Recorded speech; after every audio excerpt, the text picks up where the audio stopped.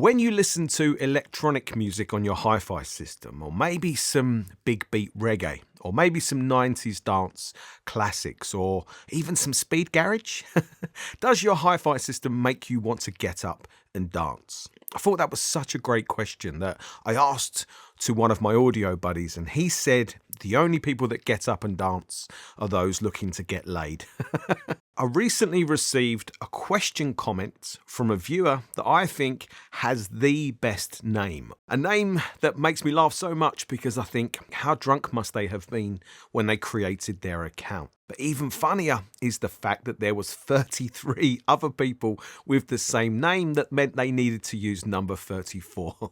That really kills me. And the question he asked was, what speakers and amplifier would I recommend for dance music to get your legs start dancing, which to me means getting up and having a good time. And the second part to his question was, can you use Dirac Live, which is a room correction system, to make a relaxed sounding system be more dynamic and sound more dynamic? And I thought both of those questions are very much in my wheelhouse. And I thought between maybe my suggestions and your inevitable ones that will be down in the comments section, maybe we can inspire the next generation of grumpy old man audiophiles. But where do we start with a question like this? I thought we needed to start with a click. So I put the click on the 24 track that was synced to the Moog modular. I knew that could be a sound of the future.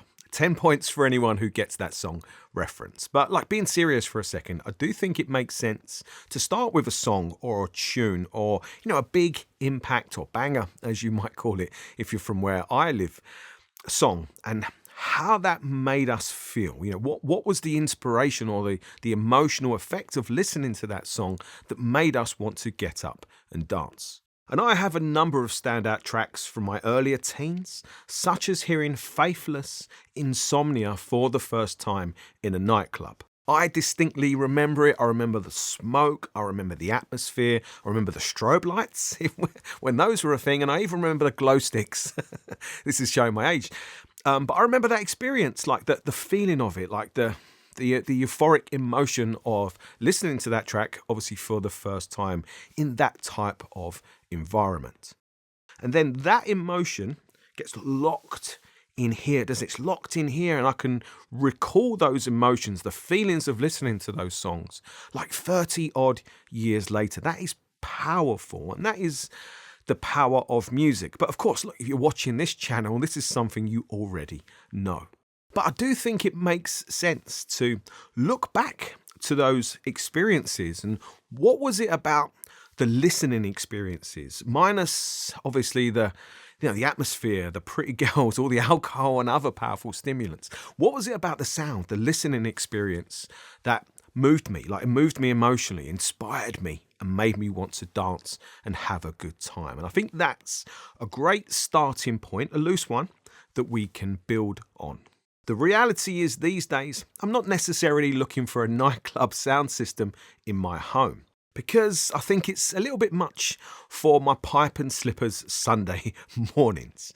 But looking at a nightclub sound system as like a very loose template, it does fit this type of genre, very broad genre of music, electronic, dance, big dub, big reggae, dub. There's so many dance type of music genre that the nightclub template of a sound system does fit very well. Now, I know there'll be lots of people that say PA systems sound terrible, and I've spent a lot of time around PA systems, and a lot of them do sound terrible, but I've spent some time around some exquisite sounding PA systems, or just had some standout listening experiences. And I remember being in a nightclub in Ibiza, and I was listening to a huge Function 1 sound system with massive, like a wall of these giant bass bins. And I remember the bass from that music was just cleanly pulsing all the way up and down my body, cleanly. And it wasn't like it was hammering my ears with bass. I could just feel the pressure cleanly moving up and down my body. And it's experiences like that that make you realize how important and how impactful what I call like physical bass is, the bass that you feel on your body. And I actually think for electronic music, any type of music that makes you want to dance, when we think about the nightclub experience, that is what is happening to us. We are feeling the beats, we are feeling the rhythm, we are feeling the flow of the music from the DJ on our bodies. We feel that music, and that naturally makes us want to move our bodies to the music. So that has always been a really important part of listening to music to me. Always, like the bass physicality. I speak about it all the time. And like, it's a really important part, I think, of all music, but especially when we're talking about these types of genre.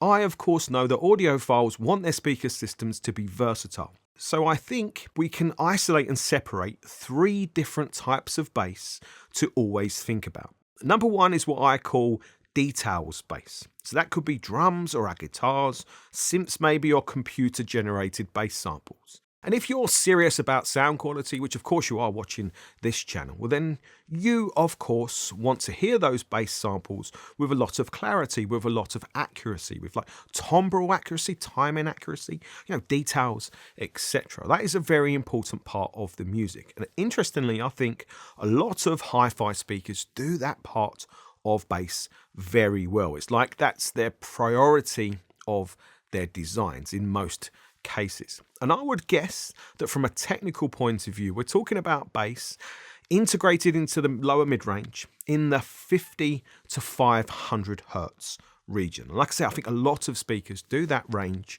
very well.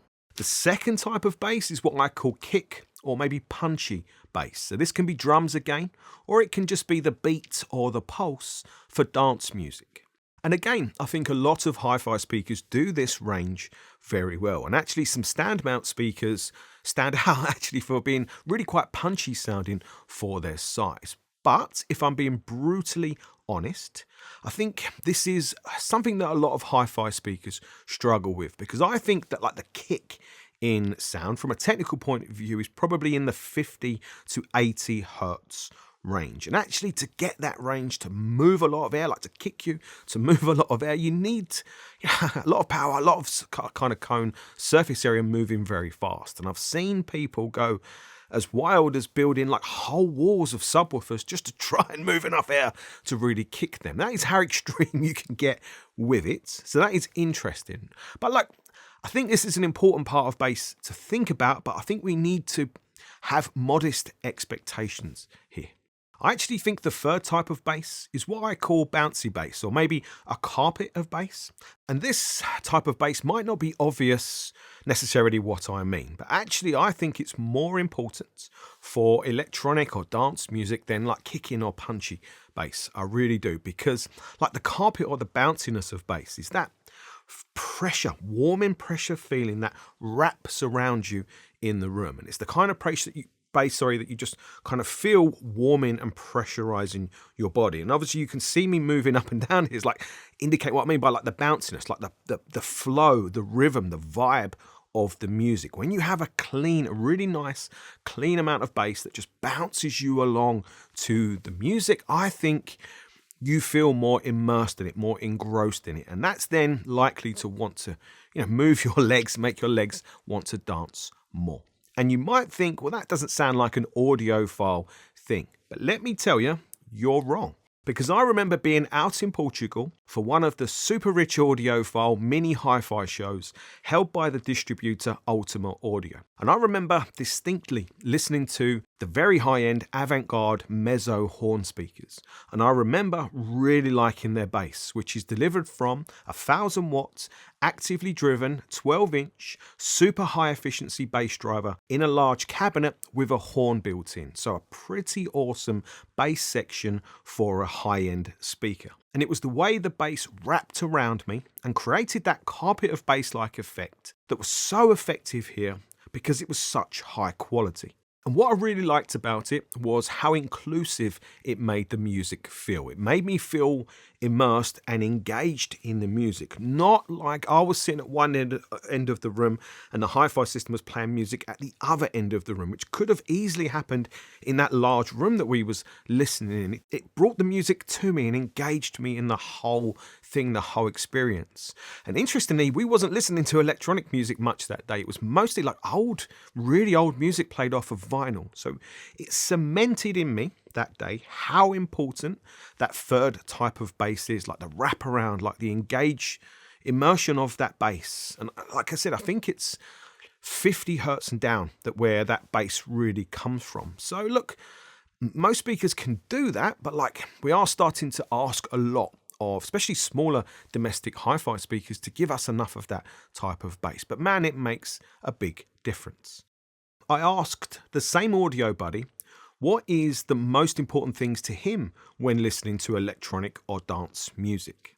And he had the complete opposite starting point to me. He said what's most important to him when listening to electronic music is like the clarity of it. He wants to hear deep into the music, the layering, the subtleties, the details, I suppose, really like the soundstage, the production quality of the music, which is really, really interesting. And he even mentioned the word crisp. He likes electronic music to sound crisp and clear and organized. And that was really interesting to me because it is like literally the opposite end of the spectrum, because for him, it was more about higher frequencies as being important than lower frequencies. He thought that was more taken for granted and maybe in a sense of being good quality. So it's interesting that you can have two people have totally different opinions for the same styles of music. And of course, only one of those people is right. But listening to him speak about it, it was really passionate in the way he described it to me. So that made me think, of course,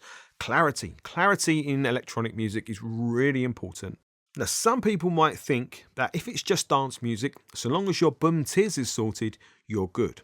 And maybe if you're a duff techno type of audiophile, then yeah, maybe that is true. But that's definitely not me. That's never been me. I've always enjoyed vocal orientated electronic or dance music. I had a whole period in my late 20s, I think, where I really enjoyed Head Candy and Fierce Angel, which are, mixes put together that I think they're called like beach house. So it's very light and fluffy, vocal orientated music that's just intended to put you in a good mood when you're out in the sun, drinking a beer or maybe an Aperol Spritz if it's 2025. So I think for me, the vocals aspect to the delivery for electronic music is exactly the same. Well, what I want from it is exactly the same as all music. I want the vocals to be clear and detailed and really full and rich sounding, very authentic, but rich and full and powerful and, exceptional, really. And I don't think that changes for the music genre. I think vocals are so important.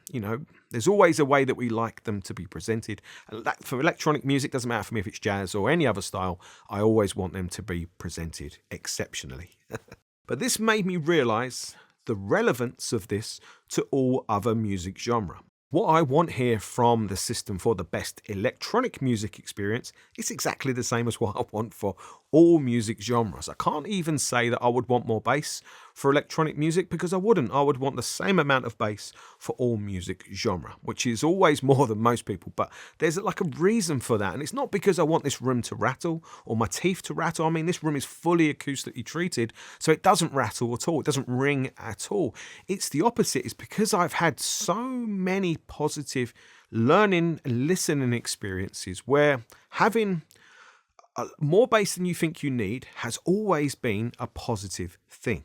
And I can make a great example of listening to Michael's amazing system that I'm sure you have all seen in a video I made a few years ago. And Michael has an amazing system with top-of-the-range TAD speakers, top-of-the-range esoteric and TAD electronics, now with Griffin's best amplification and a 6-pack of Rel number 32 subwoofers. And Michael's preferred music genre is jazz. And I've listened to Michael's system with and without the Rel 6-pack because I asked him to turn it off so I could listen to just the TAD speakers and then see what the 6-pack was adding, because who doesn't want to get the experience of that? And the 6-pack makes a huge difference to that system. Like, he sees that as critical, as like a key part of that system. And like I said, he listens to jazz music a lot. So, look, in the real world, I can never have a hi-fi system that gets even remotely close to what he has there, not even with like my reviewer privileges. But I don't think that's important. What's important is like the takeaway. What can I learn from listening to his system that I can try and incorporate into mine far more modest, my far more modest level? What is the takeaway? Because I think that is how we learn. That is how we develop as audio enthusiasts. But if we are focusing on my starting point, which is our 3 types of bass, well then straight away, I can't help but think of all of the benefits of adding subwoofers to all speakers. I think adding subwoofers to a hi-fi system is always a great way of getting more of our different types of bass, either all of them, types 1, 2 and 3, or maybe just types 2 and 3 added to a speaker that's already very good at the type 1, 50 to 500 hertz. And subwoofers have so many benefits, such as we can control the amount of bass that we have in our room to a large degree. We can strategically place our bass sources in the room to give us a more even frequency response or bass response where we sit and listen. And having more bass sources in the room means that all of them work less hard. They have to do less, which should mean lower distortion bass, so better quality bass. So it's not necessarily about having loads more. It can sometimes be about just having better quality. Unless you're me, then it's about having better quality and more. And not all subwoofers are ideal for doing this, but one subwoofer that I found was really great for bass type 3, the carpet bounciness of bass, was Rel's Classic 99. It's great for it. And paired with some Wharfdale Super Linton speakers, and this would be a great sounding setup for electronic music and of course all others. What I think is great about this approach is that you can add subwoofers to pretty much any speakers to get, I think, a very pleasing sound for electronic and dance music. I do think it's one of the easier genres to get a good overall pleasing sound for, and I think that's largely due to its production. And look, electronic music is fantastic. There's such a diversity of it out there, and there's loads of it that's really well produced and can give you a fantastic listening experience, like a really good time. And I do think this is the most affordable way to do it, because you could use some entry level but still good quality speakers like Acoustic Energy's AE100 Mark II that cost £279 for the pair, and I reviewed them back in 2022, and they sound nice and open and clear with a fairly lively crisp treble, so that would keep my buddy happy. But their bass is very light, being so small. But add a pair of Rel I'm going to say 9X because that's what I have had here, subwoofers to them, and now you would have a really nice big full sounding system with pretty much a good amount of everything that would be very enjoyable to listen to for a lot of music. And this type of speaker plus subwoofer setup, I do think is so flexible, and I think it answers the question of this video so well. I think it is the best way to set up a system for electronic and dance type of music because you have so much control and so much flexibility. In saying that, I do think still using larger speakers that are of better quality will be better for electronic music because they'll be able to give you a grander scale of sound, an easier way, and in an easier way, an easier, more relaxing, better quality overall sound. So of course that's going to be better, but like the flexibility of a system here, it's almost infinite. But thinking about examples for just speakers on their own, it's not nearly as easy, even though a lot of them will of course do a very good job. But is a good job good enough to make us want to get up and dance? And that's where I think we do need to do a bit more. Looking back at my time with the SVS Evolution Titan speakers, they would be a good choice. I thought they were very good with electronic music because they do sound like they have subwoofers built into them already. Their bass is very standout, but they also sound clear and crisp up top with their diamond coated tweeter, but they are not bright sounding at all. And I actually found I preferred them for electronic music to Kef's R11 Meta speakers, and that was mostly because of the bass difference. I distinctly remember Revival Audio's Atalante 4 speakers being more pleasing for electronic music than their larger Evo 5 speakers that I found were the more serious sounding speaker of the two.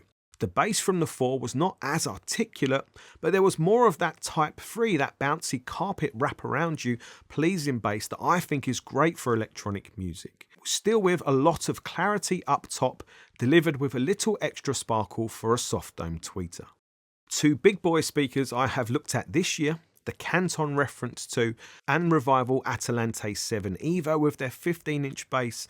Both of these were great with electronic music, but neither would be classified as affordable speakers. If you have the budget, these are worth considering for sure. A very honourable mention would be for the new Wharfdale Evo 5.4 speakers. They have a really good bass that I liked a lot for electronic music. I would have loved a bit more of the Type 3, the bouncy carpet bass from them, but they really surprised me with how full, but really it's the detail, the quality of the bass, and how that was really nicely balanced with their high frequencies from their new AMT treble unit. So they didn't sound rolled off at the top, they stayed crisp sounding, but with a fantastically well managed sibilance region. Selecting stand mount speakers is much harder for me because I've not really listened to many in a while, but from memory, Dynaudio's Evoke 20 were very good with electronic music. But apart from that, I am coming up a little short here for stand mount speakers, but I'm sure there's going to be loads of suggestions in the comments section. This is an interesting one to cover because I run the risk of people assuming I'm saying these are not good speakers because they are not good for electronic music. That is not what I'm saying. They just don't stand out to me for this particular music genre as much as the others. The first speakers would be the Bowers 803D4. These sounded far too neutral in their bass and didn't really give me the bass that I would want in terms of kick or bounce for dance type of music. But we all know Bowers, the treble is really crisp and their clarity is right up there, so that bit would be easy for them. The second speakers would be the Estalon Aura, as these are designed, I think, very similar to the Bowers to sound ultra clean and ultra transparent, very see-through onto a vividly precise soundstage, so probably better for classical music. Another speaker would be the Pearl Acoustics Sibelius, that are a single driver speaker with obviously a limited SPL and bass output. So they would definitely not be my first choice, and there is probably no surprise there for most people. My advice is always, if you can, pick your speakers first, then pick the right amplifier for the speakers rather than the other way around. I think I am going to side with solid state amplification as making more sense here for, big electronic, big B music.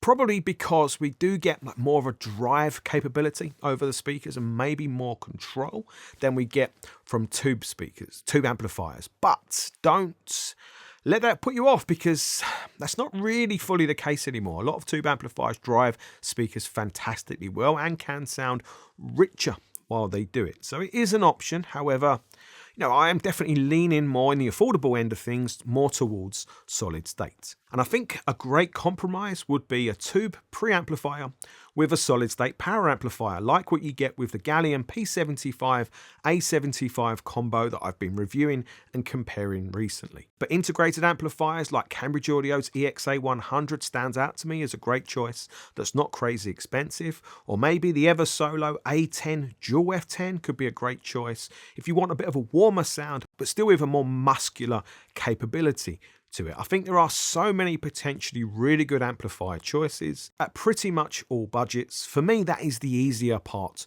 of the equation. However, if you're looking for an amplifier to give you bass options like DSP, subwoofer setup options, and especially Dirac Live, then obviously your choices become far more narrowed and you have to pick more wisely from a more limited set of options. To finish up the video, can Dirac Live help to make a more relaxed system sound more dynamic?